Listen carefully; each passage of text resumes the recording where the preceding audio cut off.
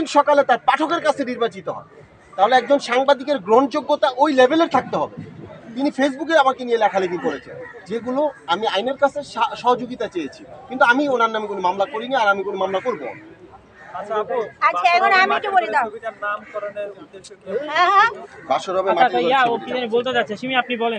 আমার কাছে কয়েকটা প্রশ্ন আছে আপনাদের কাছে, আমার কয়েকটা প্রশ্ন আছে আপনাদের কাছে। আমি আকাশ নিবিড়কে নিয়ে বলবো, আপনারা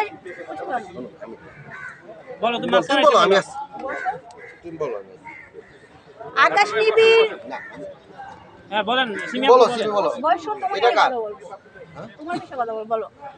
আচ্ছা, আকাশ নিবিড় হচ্ছে একজন সাংবাদিক, আপনারা সবাই জানেন, আমিও জানি, সবাই জানে।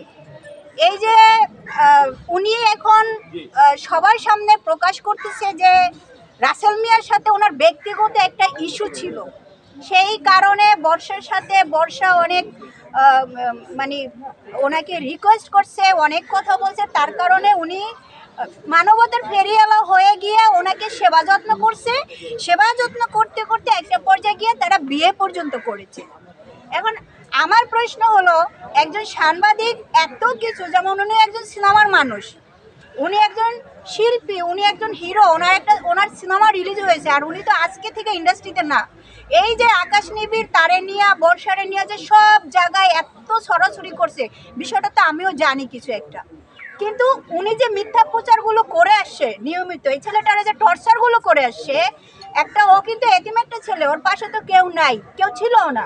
আপনারা বলেন তো আমাকে, আকাশ নিবিড় ব্যক্তিগত যদি তার সাথে কোনো দ্বন্দ্ব থেকে থাকে, বর্ষাকে ইউজ করে সব সাংবাদিকের সামনে তাকে ব্লেম দিয়ে যেভাবে প্রচার করছে, এটা কি ঠিক করছে? এই প্রশ্নের উত্তর আপনারা আমাকে দেন, আপনারা তো সবাই সাংবাদিক। এটার উত্তর কেন কথাটা বলছি, ধরেন আমরা কিন্তু সবশেষে ভুক্তভোগী হই। কেন হই? হঠাৎ করে একজন মেয়ে এসে বলবে শাকিব খান হ্যান করছে, ত্যান করছে, অমুকে হ্যান করছে, ত্যান করছে, তমুকে হ্যান করছে, ত্যান করছে, আপনারা কিন্তু এটা ভাইরাল করেন। আচ্ছা, এইটা নিয়ে আমি আজ পর্যন্ত দেখলাম না শিল্পী সমিতির থেকে কোনো কথা বলছে। শিল্পী সমিতির কাজটা কি?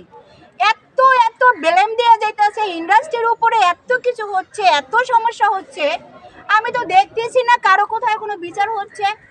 একটা মানুষ যখন কাজ করবে, একটা কাজ করতে আসবে, একজন প্রযোজককে যখন ফাঁসায় দেয় যে আজকে সে কাজ করতে আসলো, কালকে সে চলে গেল, কই শিল্পী সমিতি তো এটা নিয়ে কোনো বিচার করে না। কেন করে না? যদি শিল্পী সমিতি বিচার করতো, সে তো একজন শিল্পী সমিতির মেম্বার, সে ভোট দিয়েছে, ও যদি কোনো অপরাধ কইরা থাকে, বর্ষা আপু যদি একজন সিনেমার মানুষ হয়ে থাকে কিংবা আউট পারসন হয়ে থাকে, তাকে ডেকে একসাথে বসে কি এটা সমাধান করা দরকার ছিল না? আজকে কি এতদূর পর্যন্ত আসে? মানুষ রাসেল মেরে দেখলে কি করে? একটা গালি দেয়। এই গালিটার দায়ভার কে? আজকে কে? এটা আপনারা আমাকে বলেন, কে এটা দায়ভার কে নেবে? আর শুনেন, আমি একটা কথা বলি, হিংসা বিষোদ্গার এটার কোনো সমাধান না। আজকে দেখেন, আমার উকিল মহোদয় এবং আইনজীবীরা আমাকে বলতেছে যে বাংলাদেশের সংবিধান অনুযায়ী আপনাকে ডিভোর্স দেওয়ার 90 দিন পরে উনি বিবাহ করবেন, রাইট? এটা হচ্ছে বাংলাদেশের সংবিধান অনুযায়ী এবং ইসলামিক আইন অনুযায়ী। আমার আশেপাশের আইনজীবীরা আমাকে বলতেছে আপনি একটা কাউন্টার মামলা দেন, কারণ আমি ওনাদেরকে স্পষ্ট বলে দিচ্ছি নো, আমি মামলা দিব না। আমার কথা হচ্ছে উনি বিবাহ করেছেন, ওনাদের দাম্পত্য জীবনের আমি শুভকামনা জানাইছি, এবং আমি বলবো উনি আর বিয়ে যেন না করে, ওনাকে নিয়ে যেন উনি ভালো থাকে। একটা মেয়ে কয়টা বিয়ে করতে পারে ভাই? আপনি স্টপ হয়ে যান। আপনি ওনাকে নিয়ে, আপনার 2টা বাচ্চা আছে, আপনি সংসার করেন। ফার্দার কয়দিন পরে যদি আরেকজন দেখা যায়, তাহলে তো আপনি ঘর থেকে বের হইতে পারবেন না। কারণ বাংলাদেশে আমি প্রায় বলি 97% মুসলমান, কিন্তু এখানে ইসলামকে হিট করে, ধর্মকে হিট করে আপনি কিন্তু রাস্তায় মানুষ চলতে পারেন।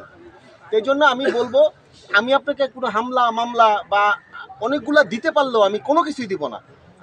আমি কাজ করব, আমি আমার মতো চলবো, আপনি আপনার মতো চলবেন। আপনি দেখেন, আমি কিন্তু এখন আমার গ্রামে থাকি, আমার উপজেলা বাঞ্ছারামপুরে।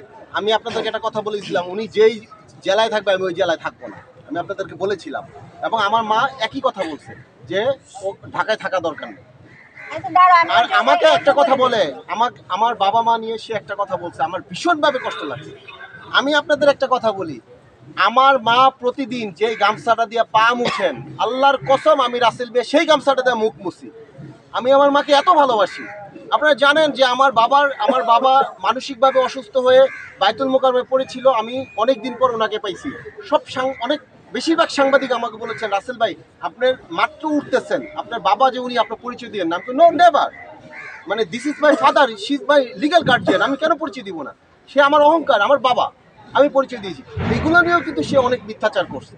সর্বশেষ আমি আপনাদের মাধ্যমে এটাই বললাম, আপনি সংসার করেন, আপনার জন্য দোয়া, আপনি আর মানুষকে নিয়ে হয়রানি করেন না।